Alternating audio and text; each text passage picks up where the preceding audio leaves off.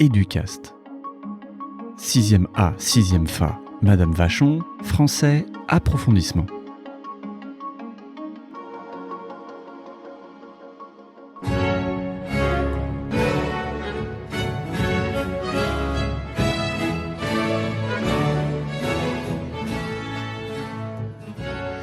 Bonjour à vous, vous êtes sur Théâtre à Gogo. Aujourd'hui, notre invité spécial est un dramaturge très connu, Molière. Bonjour à vous Molière. Bonjour. Commençons. Parlez-nous de votre enfance. Je suis née le 14 janvier 1622 à Paris, dans une famille assez aisée. Je me souviens vaguement de mon enfance, néanmoins lorsque j'avais 9 ans. Mon paternel obtient la charge honorable, est tapissier et valet de la chambre ordinaire du roi Louis XIII. Quelles sont vos études ? J'ai fréquenté un excellent collège parisien de Clermont, avant de suivre des études de droit à Orléans pour devenir avocat.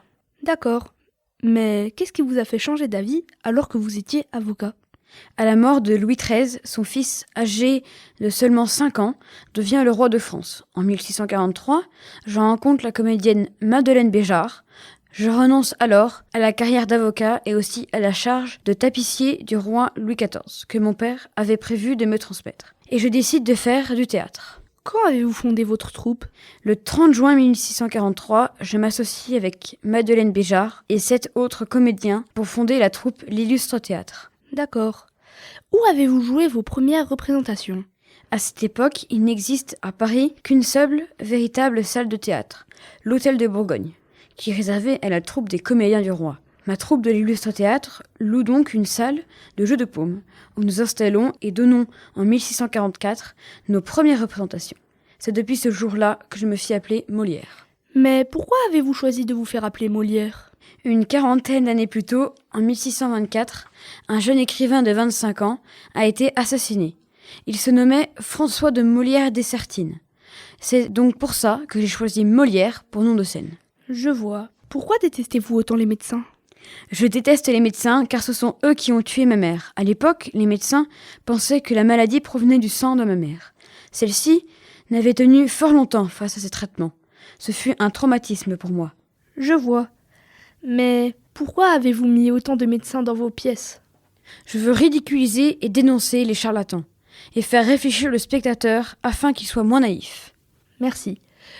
Pouvez-vous nous citer quelques de vos pièces ?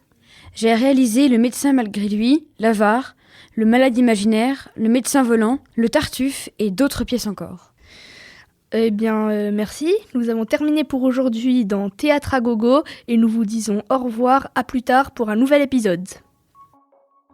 L'interview de Molière, Madise Nasny, Thomas Lautissier.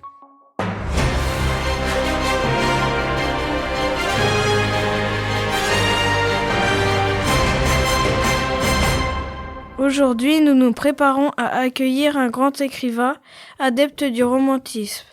Théophile Gautier, le célèbre écrivain, poète qui a vécu au XIXe siècle.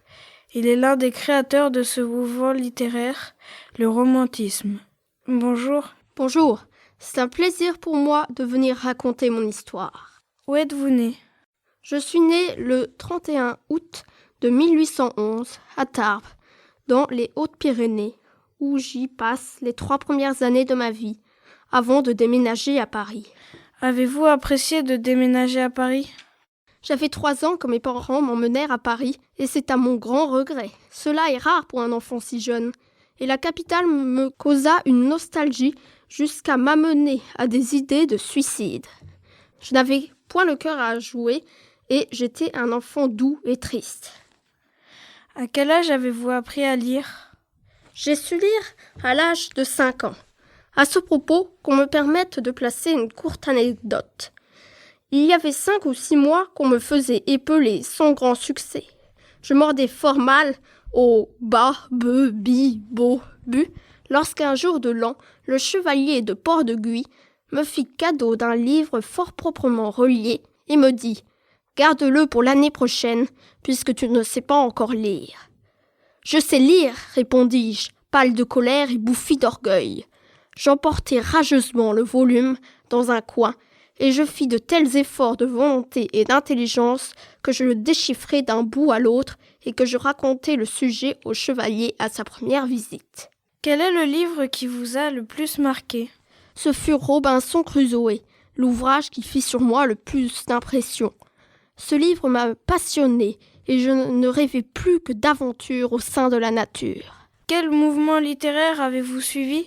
J'ai suivi le romantisme, qui fut pour moi un véritable tournant dans la littérature et la peinture. Quand est-ce que vous publiez votre premier recueil? C'est un recueil poétique qui défendait le romantisme. Il eut cependant un succès plus petit que certaines pièces de théâtre. Pour vous, quel jour a été un tournant dans le romantisme? Ce jour fut la bataille d'Hernani, une pièce de théâtre qui fut représentée dans les années 1830. Ce fut une bataille entre les adeptes du romantisme et ses adversaires. Je me fis faire d'ailleurs ce jour-là un gilet en son honneur. Dans cette pièce, chaque phrase avait lieu à un scandale. Les bourgeois conservateurs, ennemis du romantisme, étaient épouvantés. Après ce jour, j'écrivis plusieurs ouvrages. À propos de ces ouvrages, quelles œuvres vous reviennent en mémoire? Oh, il me revient en tête plusieurs ouvrages. Le Moyen-Âge, sûrement un de mes premiers romans. Le roman de la momie, qui eut beaucoup de succès et qui en a toujours maintenant. Et Gisèle, dont j'écrivais le livret de ce ballet. La cafetière, un conte fantastique et beaucoup d'autres poésies et romans. Quel est le genre de tous ces ouvrages? Mes œuvres sont écrites dans le genre fantastique. Merci, Monsieur Gauthier, pour cette formidable interview. Mais tout le plaisir était pour moi, cher monsieur. L'interview de Théophile Gautier. Gaspard Orvillier, Célestin Plumet. Bonjour, aujourd'hui accueillons avec joie le célèbre Jules Verne, auteur du XXe siècle. Merci monsieur d'être venu répondre à nos questions. Bonjour, je vous en prie, c'est un plaisir d'être là. Alors, où êtes-vous né? Je suis née à Nantes en l'an 1828, le 28 février. Avez-vous des enfants? Effectivement, j'ai un fils, Michel, et 2 belles-filles de ma femme veuve Honorine. Aimez-vous la littérature? Merci de me poser cette question. Cela me rappelle de nombreux souvenirs. Oui, j'apprécie beaucoup cela. J'ai d'ailleurs écrit de nombreux romans de voyages extraordinaires dans le monde et dans des lieux inconnus. Avez-vous fait des études? Oui, mon père m'a envoyé à Paris pour que je fasse des études de droit et le succéder.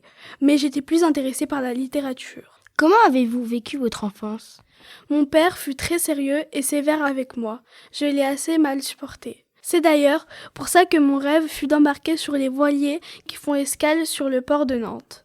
Pouvez-vous nous parler de vos œuvres? Lorsque Hetzel, mon éditeur, m'a contacté, il m'a demandé d'écrire des romans pour les jeunes, mettant en avant les nouvelles inventions de cette période de révolution industrielle. Mes livres devaient permettre aux lecteurs de voyager, de se cultiver et d'échanger avec leurs parents sur ces nouvelles inventions. Hetzel a beaucoup travaillé sur les couvertures des livres de la série Les Voyages extraordinaires.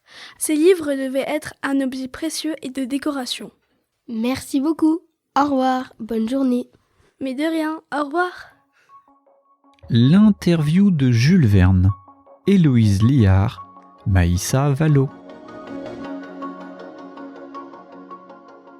Educast.